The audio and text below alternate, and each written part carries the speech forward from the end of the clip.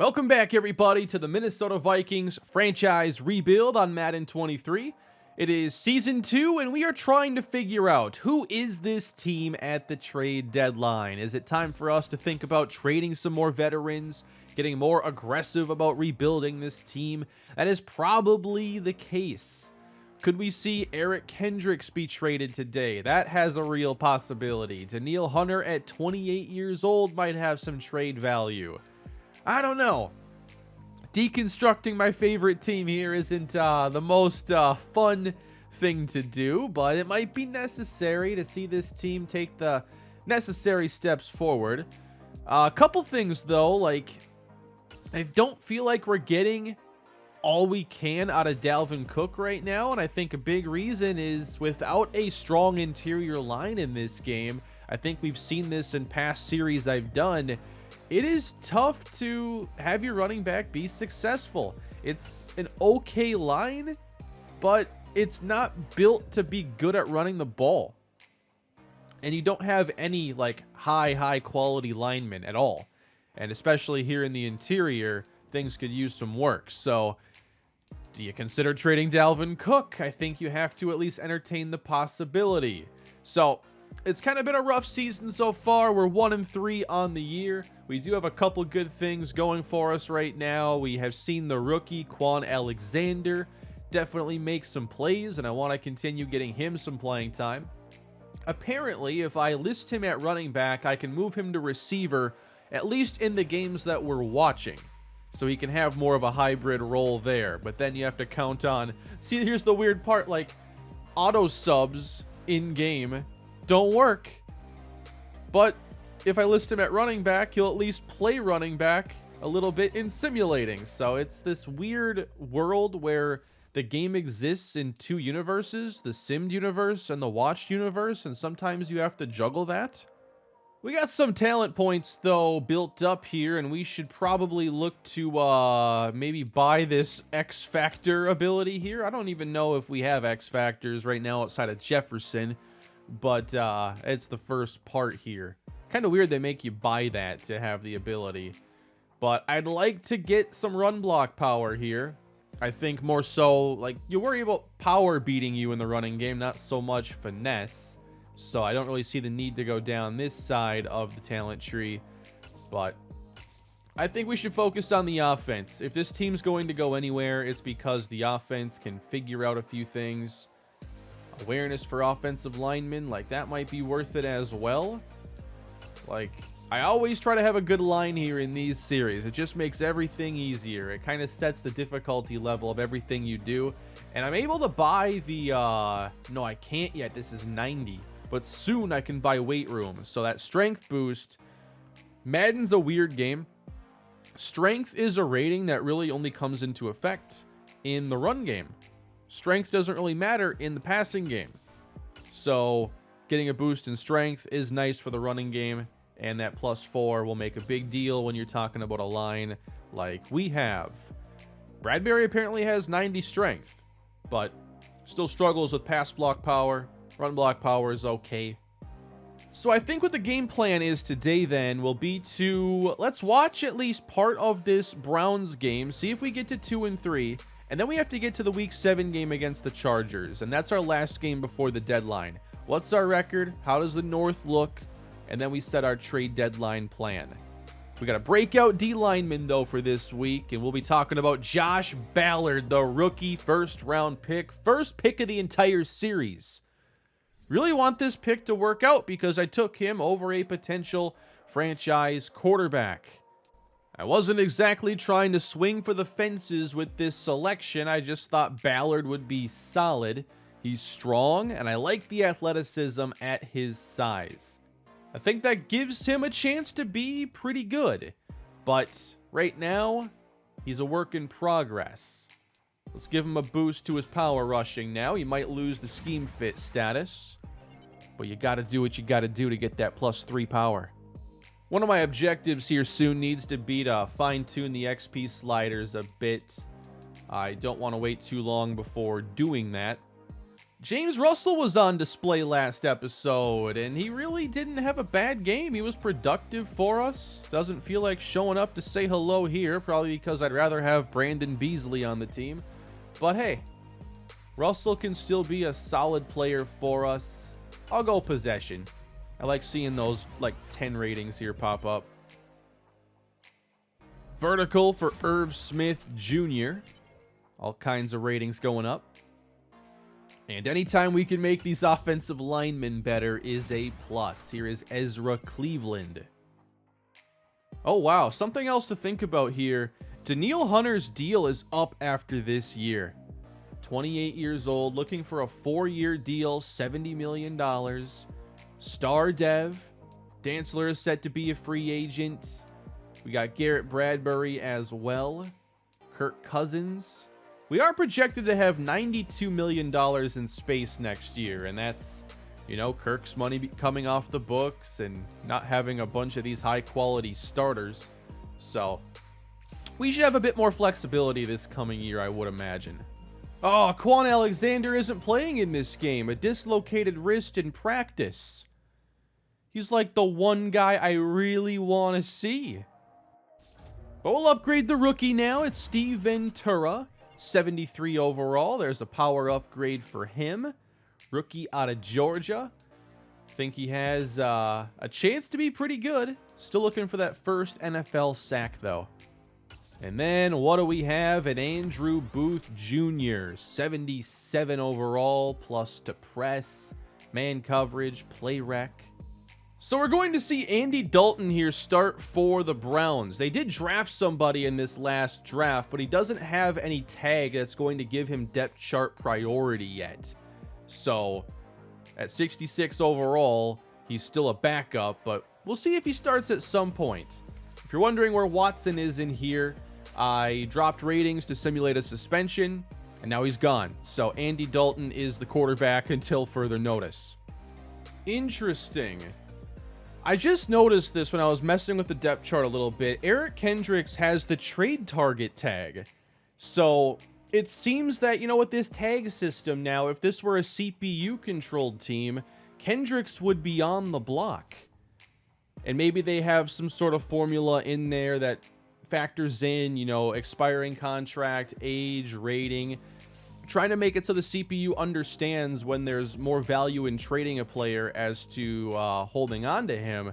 So I think that is cool. I like seeing that. Now I wonder about like the best rated players on the block. If somebody else out there is like a bad team with a high rated player that's a veteran, but so far not seeing a comparable situation. Maybe you could count Adrian Phillips here, 31 years old. This is something to keep an eye on, though. That is something I like to see. Man, Tommy Tremble would be a really nice trade target, too. Like, he's got speed, blocking ability, short route running. I know we don't really need him. If you're playing franchise, though, and Tommy Tremble's on the trade block, like, you got to send the offer yesterday. And maybe today we'll also get a little clearer picture on the quarterbacks. Because it didn't feel like anybody stood out as the one guy you want in this class.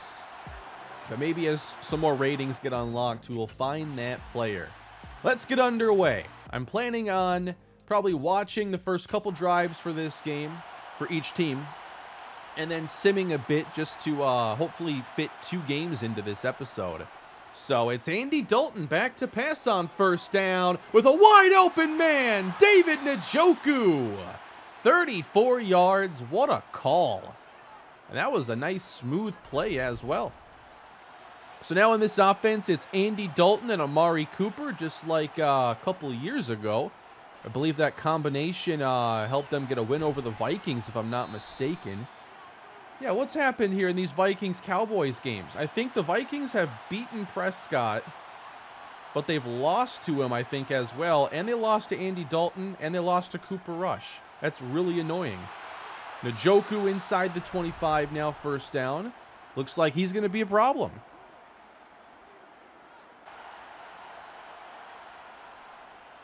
Oh, this guy is pretty good too. Exploding through the middle is Nick Chubb on his way to a 14-yarder. Excellent showing here for the Vikings defense on the opening drive. As they give it to Chubb again, he will take it inside the 5 and is stopped shy of the end zone. I thought they updated like sim stats and whatever in the last patch. I swear I read that in the notes. I did not read it very closely. Touchdown, David Njoku. What a dominant start for him. I haven't noticed anything more settled down in terms of simulation stats in this game, unfortunately. I think we might find out pretty quickly if we can handle the Browns today. I mean, if we get blown out here, the fire sale will begin. From the 25, Cousins feels the heat, and he throws it away. Fans are absolutely thrilled. Pressure picked up. Cousins going deep this time, and it's knocked away. Well, is it more of the same on this possession? Here is Chubb, and Kendricks is there with Hunter. What if this is their last game as a Viking? I feel like I'd want to sign Danielle Hunter still. I'd at least try. And the pass is caught again. Njoku. It's going to be a career day. I think he's gotten matched up with the rookie Oldham a bunch, and he's just probably not ready for that at this point. Maybe Kendricks would be better in that matchup. Now on first down, Dalton, incomplete. They picked up Brandon Ayuk, so they got Ayuk and Cooper, David Njoku, Nick Chubb, a lot of playmakers. There's Danielle Hunter. A sack on Dalton, unblocked. I see down below, Devontae Adams just went for 219 yards. Interesting. 3rd and 17. Dumped off, and that was much better. It just feels like Kirk Cousins is impossible to, like, have a good game here in this series. The way he responds to pressure and everything, we just don't get a very good game from him. I don't know how else to describe it. You just have to watch these quarterbacks play, see how they handle pressure, what kind of throws they want to attempt. And right now, I don't like these little checkdowns. Probably got to get into the game plan and start to make my first real edits there. That's always a fun part of these series. 3rd down and 15 for Kirk as he will sail it deep again, out of bounds. Yeah, I'm not having a good time here with this offense right now. Danielle gets his 2nd sack of the day, so the defense stepping up. 10 yards, Adam Thielen. We are actually moving the ball on this drive now, but it didn't last long. There we go. Jefferson just got us 31 yards. The Browns had a penalty on a 4th down, so we must have been trying to punt, and maybe they had a running into the kicker or something. That's pretty common in this game. On first down now. This one is caught. Barely. Hoping to tie things up now. It's 2nd down. Cousins, better protection. He has to throw it away. 48 yards on 14 pass attempts. Amir Smith-Marset is the 3rd receiver now with Quan Alexander out. And on 3rd down, Cousins got it there. Adam Thielen with a red zone touchdown.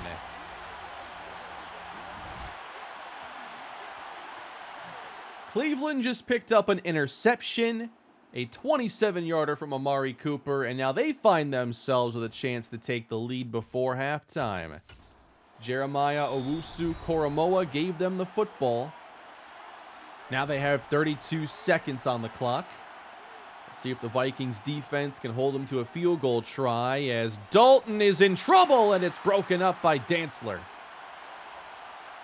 5 rushes, 21 passes. Like, what were they thinking with these playbooks? Off the mark. Like, the Browns want to run the ball in real life. And the live playbooks have done a really good job the last couple of years, giving more of that personality to the way teams play. Like, think about if Lamar Jackson was playing 10 years ago in those Maddens. Those game plans and playbooks would have been completely busted for him. But now they just have everybody throwing at every play. Sim stats are out of control. I just don't get how you get to that point. Dalton underneath. It's incomplete again. Good coverage by Kendricks. I really hope when they do the first revision of live playbooks that it just completely fixes that issue for the CPU, especially. Down goes Dalton. We sent the pressure. It's Tony Jefferson, a safety wearing number 16. That's a little weird. It's a 44-yard try now for Cleveland, and they will take the lead. It's 10-7. Let's jump into this second half now. It's a 3-point game, and the Vikings have it. Dalvin Cook in the backfield. He's not getting it. Cousins having to throw it away again. So he's already passed 23 times. I know Dalvin hasn't carried much. I'll have to adjust those playbooks for the next video. Here's a screen pass, and I think Dalvin got it with some help there from the Cleveland defense. Off tackle now, and nowhere to go as Wongwu checked in. That's interesting. I do have some auto subs in there, and like there will be subs at some point, but fatigue is just handled weird in this game. I tried to do some testing on it a couple weeks ago. Caught by Amir Smith-Marset. So I had like running back sub out at 98, sub in at 99. Just to see how that worked. That is like the most aggressive substitution you could possibly have. And I was like running the ball 7 times in a row with Jonathan Taylor before I get a sub. Like if you're not juking or spinning or trucking somebody, it's not really dropping the running back stamina. As Cousins dumps it on 3rd down, and that won't get it. Please go for it. But just running doesn't seem to have much effect on stamina. And if that's a system we're working with when it comes to stamina, that's almost impossible to manage. 4th and 1, and we're punting. This game has gotten way more aggressive. Why are we punting here? Oh, it's a fake, and you missed a touchdown! What was that? If that was CJ Ham's audition to be our next quarterback, I don't think he's going to make it. Cleveland takes over. They are down around the red zone here. Let's just sim this out, this drive. Njoku, touchdown. Cleveland up 10. Yeah, and this one's just falling apart. We're not moving the ball. Cleveland's gotten short fields. They had a Nick Chubb touchdown on their last drive, and they will make it a 20-point game. Don't really have to watch anymore. It's over, and the Vikings move to 1-4 on the season, and I think we know what has to be done for the most part. More players got to get traded. Got to take the rebuild seriously. And that's what we're about to do. Vikings drop this game. Final score 30-14. And we saw Dalton throw 3 touchdowns. No interceptions for him. Cousins at 27 of 44 in this game. He had the 2 touchdowns, but the watched, gameplay with him in here has been really rough. I just don't think that he can get it done for you. Big day for David Njoku. Just could not fix that situation. And we gave up 4 sacks as well. It hasn't been easy to start this series, but we're going through those early rebuild struggles. They're a little, worse than I thought they would be, honestly. But I really think that Cousins and his traits here in Madden are just not all that compatible at all. So we are going to, unfortunately, look to make some tough decisions here. Ooh, roll out the red carpet. Josh Ballard? The star dev? I forgot about that. 20,000! He had 3 tackles, 1 tackle for loss. I don't remember what the game goal would have been, but they didn't run the ball a lot. So maybe that's the reason. Did we like keep Chubb under a certain number of yards or something? I skipped past the goal, so I didn't see it all that closely. They didn't do anything special from a yardage standpoint, though. You know what? That's a break for us, and we will take it. So the number 1 pick of this series, Josh Ballard, before he even gets his first NFL sack, or really a signature moment, he is up to star development. He just got a massive number of points. So we're going to be able to upgrade him, and we're going to go probably 3 power, 1 run stopper. Power rusher, +2. Let's see how many total we can get. 2 plus 1 more. Awareness going up is always nice. And 2 more. So 5 power. Gotta help out in the running game as well. 3 block shed. So that is a nice start here for Josh Ballard. But now we have to talk about the tough decisions. So, by the way, I wanted Boyce to start. Gotta love Madden. They're even more aggressive now, I think, about like messing with your depth chart. Do I have to move Boyce to right guard? Just so this doesn't happen anymore? Well, he'll play now. But as far as like trading players, I think my philosophy is still like I'm more open to doing it on the defensive side of the football. Because when we inevitably have a young quarterback on this team, I want the best situation for that player to develop. And it's better to have Adam Thielen than I think the return we'd get in a trade. Well, maybe we'd get something good because he's 86 overall. But that's just my general thought. Like, let's make his job as easy as possible. I don't know who the next quarterback is, but if he's got Jefferson, Cook, Thielen, and a decent offensive line, Irv Smith should make his development better. So now you have to look at the defensive side with Eric Kendricks and Harrison Smith, along with Danielle Hunter, if I'm not going to get a deal done with him. Harrison still has 3 years under contract. I don't know if there's going to be like a bunch of dead cap for trading him. I don't want to do it, but I feel like I should. One of the challenges, though, could be just teams fitting in some of these cap hits here in season. Only 7.4 this year, though. Like, it gets a lot worse in upcoming years. If we get offers on Harrison Smith, Tyler Boyd, Matt Milano, Evan Ingram, Cortland Sutton. Wow, a wide receiver? Greg Newsome? Yeah, kind of some weird trades here. Like, why would the Chargers give up Mike Williams? You know, I thought about offering this trade right here, wanting to do something a bit more reasonable. Like, I don't want to exploit the trade logic and just, you know, cheapen the rebuild. But now I'm getting a little cold feet here when it comes to Harrison Smith. He does have a few years under contract. Like, if we could somehow turn things around, he's still nice to have on the team. But Kendricks is the one where it's like, all right, he's a free agent after this year, and we have linebackers now ready to play and develop. And we have made a trade. Eric Kendricks is going to the Washington Commanders. We get a 3rd-round pick and cornerback Benjamin St-Juste. Now, I didn't just trade for him because he was a Gopher. I traded for him because they needed to clear $1 million for this contract to fit. And I actually like his ratings. And more of a move, I think, to safety, perhaps, for St-Juste. But, you know, I probably could have gotten more using the trade finder. But he's a veteran linebacker with only 1 year on his deal. So, you know, a 3rd-round pick and a player who was their 4th cornerback, to me, is fair.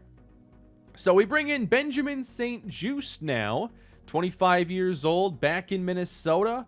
And, you know, if you're in a zone-heavy scheme, he's a good fit. Or you move him to safety and see what he can do there. So that's just someone else to give a chance to on this roster. And there was actually one more player I was kind of interested in acquiring. And we have a deal. We have traded with the Denver Broncos, sending them Garrett Bradbury. They were looking for a center. And we have acquired KJ Hamler and a 5th-round pick. So Hamler was the 5th receiver on their depth chart.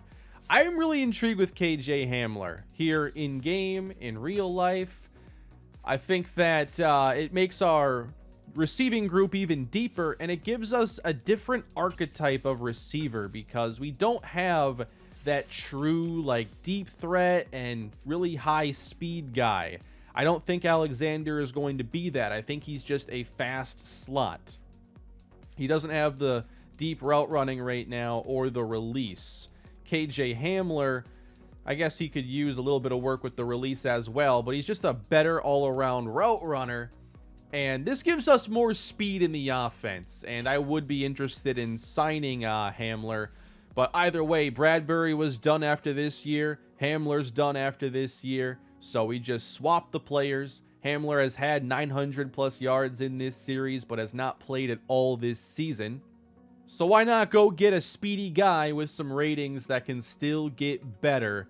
And he is dangerous with the ball in his hands. So with everything we've done to this point, we are now looking at next year's draft having 2 first-round picks, and right now, that Tampa pick is rated higher than ours? A second, 2 third-round picks, a fourth, 3 fifths, and 2 sevenths. That is 11 draft picks.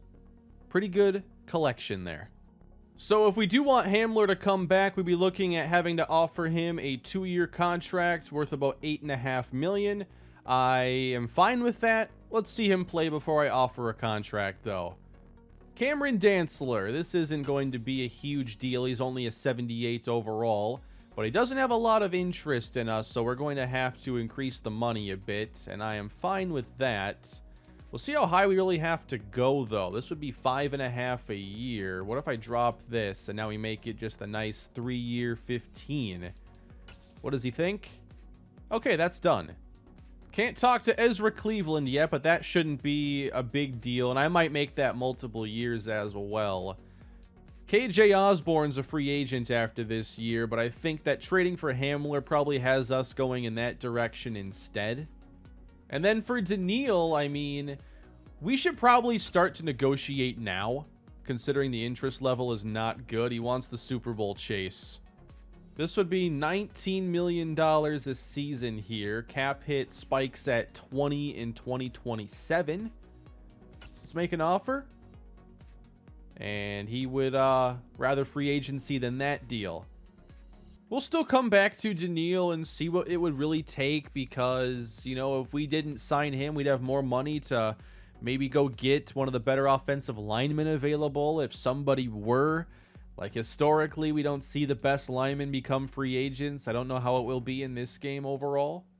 That was a long time spent in week 6, and we end up playing our game against the Broncos, and it does not go well. Almost 600 yards of offense. What is this?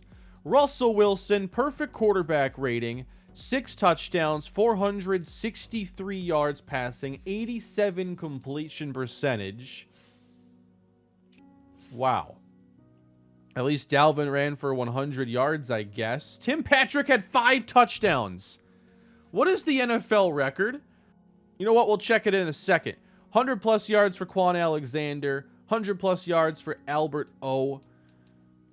What is going on? How do you give up that many? 6 sacks allowed? So the record is 5, and Tim Patrick is the most recent player to reach that. Talking again with Daniil Hunter. This was the last offer that we sent. What if we increase it a little bit more?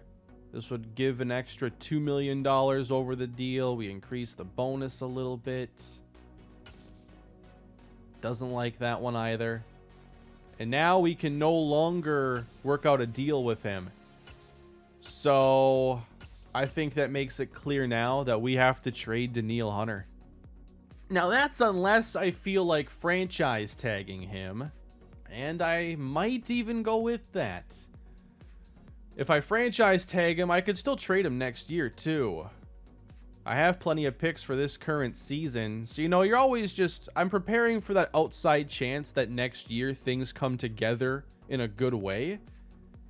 And I'm not losing a lot of my edge, I feel, if I trade him next year versus now. because of the franchise tag. And I could just apply that. It'd probably be cheaper than getting him on the 4-year deal anyway, as far as just what next year's salary would be. And I could always trade him. So that might be the route we go with Daniil. So I think for the rest of the year, we really want to see what these other young guys can do. And Quan Alexander has definitely been one of the most impressive rookies on the team. And somebody that can help us, build this team back up, you'd think. 4 touchdowns so far, 278 yards coming off his best game. Upgrading Lewis Cine, and this pass coverage on this team has not been good, apparently. We just gave up a historic day to Russell Wilson. So let's get into one more game today. I don't expect us to win this one, but hopefully we can at least see some of these young players make plays. The hard part has just been getting Kirk to play well enough to where we can see some of these guys actually do their thing. Can the defense do anything against Justin Herbert and the LA Chargers? They'll run it, and we get this game underway. This is Austin Eckler for a couple yards. So I'm making sure we have Andrew Booth and Cam Dantzler playing a lot. And then probably as the season goes on, might find, some playing time for guys like a Caleb Evans. I wish it were a little bit easier, or actually a lot easier, as that was out of bounds. But I really wished it was easier to set up playing time percentages and, giving a guy just a little bit here and there would be nice. I remember doing 2K, and 2K does a lot of things better than Madden does in their, whatever their mode is called. But how you could set up lineups in there, or your rotations and minutes. Something similar in Madden would be nice. If I could sneak in a Caleb Evans for a drive in the second or third quarter, that would be kind of cool. So we'll take over now after a failed drive for the Chargers. There is a penalty. It's on us. So Keith Boyce is now starting at center, and we'll get a really good look at him there. But in the offseason, I'd love to go and either make a trade or go sign a guard, as Cousins agrees with that, but he won't be here. 2nd down and 20. Trying to run inside, and there's Dalvin Cook with a little bit of room. A 2nd and 20 run. Gotta love that call. 3rd and 15. It's lobbed into double coverage, and Jefferson couldn't get there. Herbert to the air on 2nd down, and this one's intercepted. Picked off by Andrew Booth Jr. It'll be a holding on the Chargers. We'll decline that. So always nice to see one of these young guys make a play like that. And, I like where the secondary can be a couple years from now with a little more development for Dantzler, for Booth, and Lewis Cine. Cousins climbs and dumps it off, and here is Quan Alexander with the 15-yard catch and run. I have him playing in the slot. Why not? Just to get him some of those nice short targets. Wouldn't mind seeing KJ Hamler out there a bit as well. And it's caught again by Alexander. Dalvin's turn to the right side. And the Vikings might have something going here. This is working. I'm not sure what Tampa's record is, but we might have a couple tries here at an early round pick. Cousins completes, and that's Jefferson. And he had a really quiet game in that last one we went through, hoping to see more. 2nd down now from the 7. Here comes Jefferson as we hand it to him. And he will fight his way to the 1. Dalvin gets the carry. And that last yard. Viking fans have not been confident in 1 yard to go situations since Steve Hutchinson was a part of the line. It's Dalvin on the 2nd try, and he gets it. Touchdown, Vikings. You got to capitalize on turnovers, and that's exactly what we do. Chargers take over down 7. And they'll try to run it once again. So far, playing that okay. Wide open on second down, and the Chargers get 11 yards. That was Josh Palmer. And they'll run it inside. Nice play made there. That was Harrison Phillips. Let's see if we can stuff them here on third down. I think they're set up to run it. To the left is Eckler. First down. So you do have 53, Keyshawn Oldham, and 33, I believe it is, Brian Asamoah out there. Wide open, trouble inside the 30. That's a first down. I notice here, too, like Gerald Everett must have gotten a boost. He has the superstar under him now. He's number 7. First down, they go underneath. And here's somebody I believe they just drafted here. This is Jamar Flynn. So I don't see Keenan Allen out there. But they're moving the ball well here on their third possession. And they will have it at the 1. When you see that breathing, you can tell they're fatigued. But, like, the subbing just doesn't really happen. Touchdown Chargers, though, regardless. Austin Eckler. I want to see one more drive here for the offense before we start simming a bit more. We go with the bunch. Alexander's on the field on 1st and 10. Cousins for Herb Smith. Gain of 7. With Cleveland shaken up. Dalvin Cook getting downhill, and there's a big opening. Gashing this defense with another injury. I believe that's who was replacing Cleveland. How many guards do you think are on the roster? I have no clue who could be in there right now. But we complete anyway. That's Thielen. Somehow we run behind the third string guard there and we get a first down. Like, this isn't making any sense right now. I don't know that we have any more offensive linemen if there is another injury. From the 35 on second down. Cousins protected, but must not have been much downfield. Or was there? Kirk, were you settling there? Padding the completion percentage. 3rd down and 6. Pressure's getting there, and Cousins is dropped. An interception for Harrison Smith will give us the football late second quarter. Why don't we get on the field now and see if the Vikings can go retake the lead? If Harrison was a free agent at the end of the year, I'd probably look to trade him. But holding on for a bit longer. Cousins on second down. Dalvin Cook down the sideline. Now we run it with him off tackle and gets to the linebacker before O'Neal could. But this is actually a somewhat better showing for the offense. At least, like, Cousins is throwing to receivers and not just checking down every play. Protection holds up, and I don't know what happened there. Intercepted. It's J.C. Jackson as that throw sailed wide of Adam Thielen, who appeared to be open. Yeah, we're going to need a new quarterback, you can say. But that'll be coming next season, and I don't think that year 3 is all that far away. In these series, if you're not familiar, if we're having a bad year, you know, we don't watch a ton of games. We sim a lot, sim quickly, and we'll be on to the next offseason probably within a couple episodes. I just want to see a little bit of these guys get to play. 24 to Jefferson. Really want to get his motivations like figured out before his contract is up, and we have that 5th year option obviously, but can we really get his motivation in the good spot? Regardless, we want to sign him to a massive contract, but the motivations will determine how difficult that ends up being.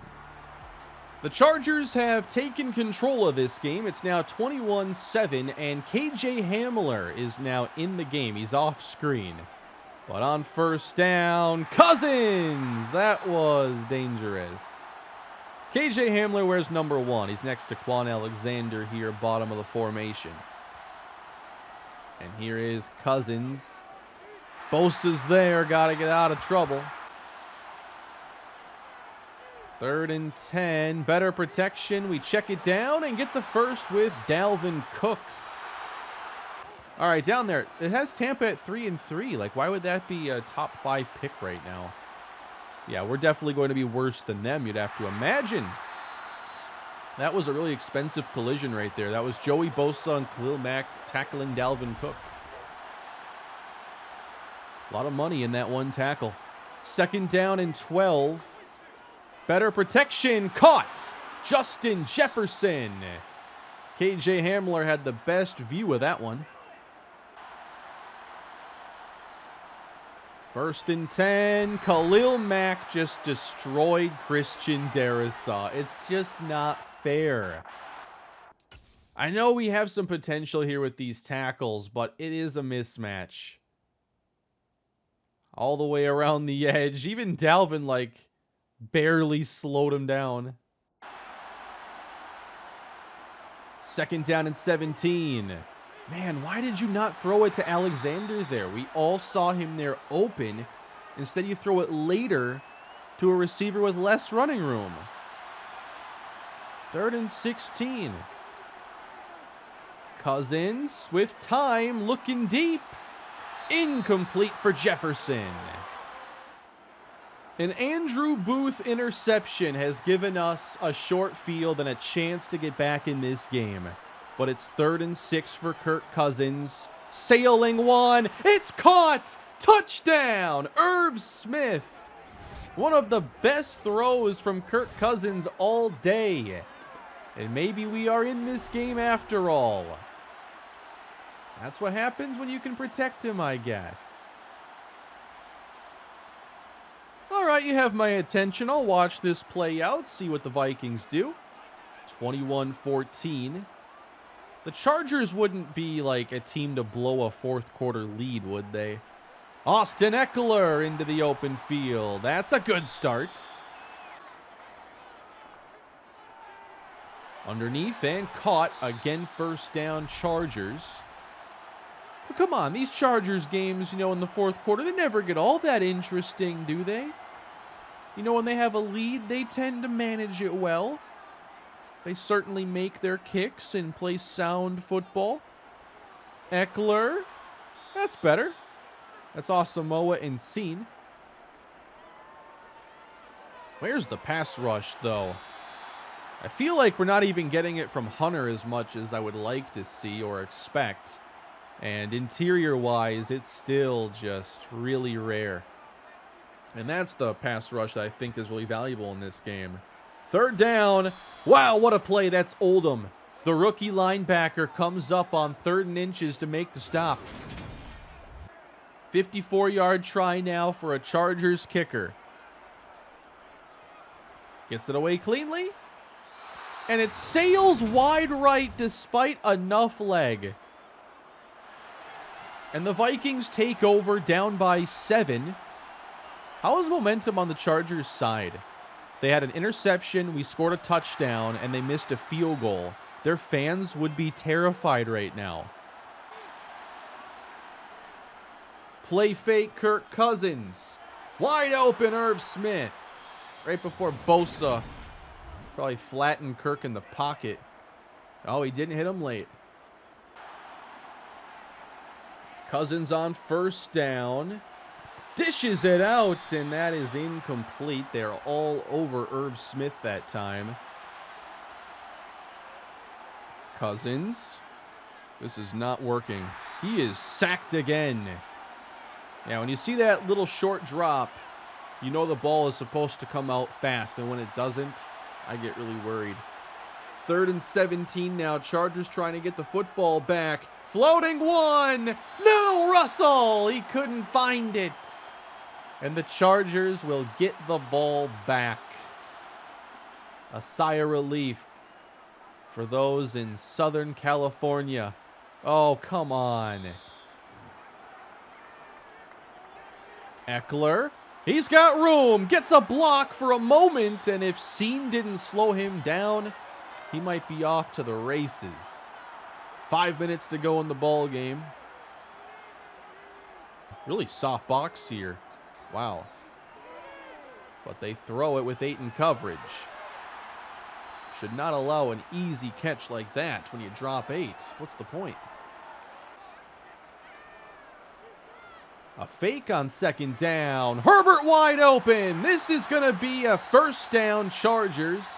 Down to the 14, Gerald Everett. So maybe the Chargers won't be screwing this one up after all. They still have to finish this drive. Herbert under pressure, completes it to Flynn. Eckler falls ahead. That was a nice animation he got there to make it 1st and goal. Running inside, and I think that's 6. Touchdown, Austin Eckler.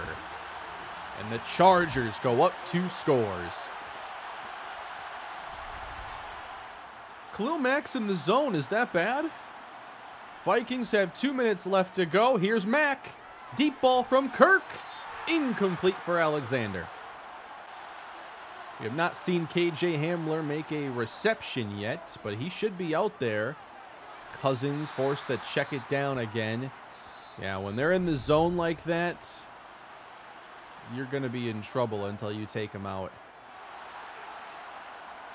3rd and 7. Floated. Out of bounds. Cousins, 19 of 35 now.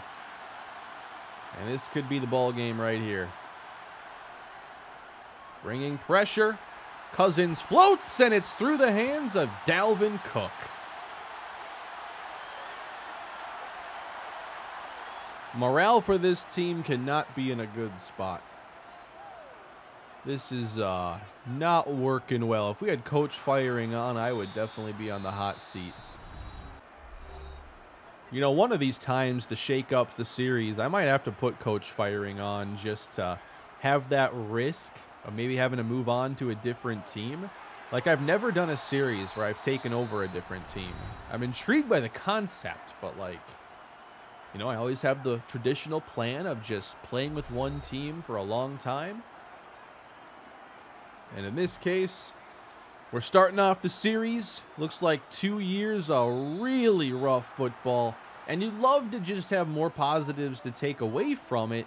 But I think offensively, we don't have the quarterback play or offensive line to just let us make something happen. It feels like we're always, you know, throwing the ball away, under pressure, getting sacked, 3rd and long. I mean, how can you build an offense out of that? So, Vikings will drop this game and move to 1-6 on the season. We have reached the trade deadline, and I'd be shocked if we are not the worst team in the NFL right now. Final stats aren't pretty. Justin Herbert, 300 yards, a couple scores, and 3 interceptions. Eckler had a really good game. Jamar Flynn out of Ohio State had a really good game. But we're not even, like, getting the Justin Jefferson highlights as much. You know, there's just very little positive from this season. If the gameplay were more positive and more fun, I think I'd be willing to watch more games, but I don't think we all want to see that much more Kirk ball this year. So we're going to upgrade Ed Ingram, right guard. A new injury, that's right, we lost Ezra Cleveland, and he'll be done for the next 3 games. So, an offensive line that wasn't great is getting worse. So there is a chance I could make more trades next episode. We'll see if I want to, but I'm pretty happy with what I've done so far. We'll set our national focus and probably dive a little bit deeper into the draft. It's getting to that point now where it'll make some sense, and there won't be many more episodes this season, so we'll want to talk about the draft a lot before the end of the year. So, do we have our pick of any quarterback we want? It could be trending in that direction. Oh, interesting. Huddick here has Scrambler archetype. I don't think I knew that. Marginal to decent speed. So, not like a great scrambler. But, I think based off what we've seen so far, he might be my favorite. Little more injury risk. And his play style might make that even more of a factor if he is somebody that will scramble around a lot. But he's aggressive. He is aware of pressure. Plays well within and outside the pocket. So he might be the guy. The mock draft came out this episode, by the way, and we'll end on this. They have us at number 1 going Blake Wakefield and Huddick number 3. So we know that you got to be pretty early here if you're going to take either one of these quarterbacks. They have Kiernan at 5 to Indy, and then at 7, it's Farley. So we should see a lot of quarterbacks go early, and then they have us here in the middle where Tampa Bay is right now, going with a new left tackle. And I should still consider tackle, although we have Darisaw and O'Neal, because in Madden, they're not as good and as impactful as they are in real life. So that's part of the other thing you have to remember. I hope you all enjoyed today's episode. It was a tough one, but we got to build and put the pieces in place so that hopefully next season, the year after, things go a bit better. Leave your thoughts down below on what we should do the rest of the season. If there are any more trade candidates you're thinking of, please leave a like, subscribe to the channel, and I'll see you next time. Have a great day.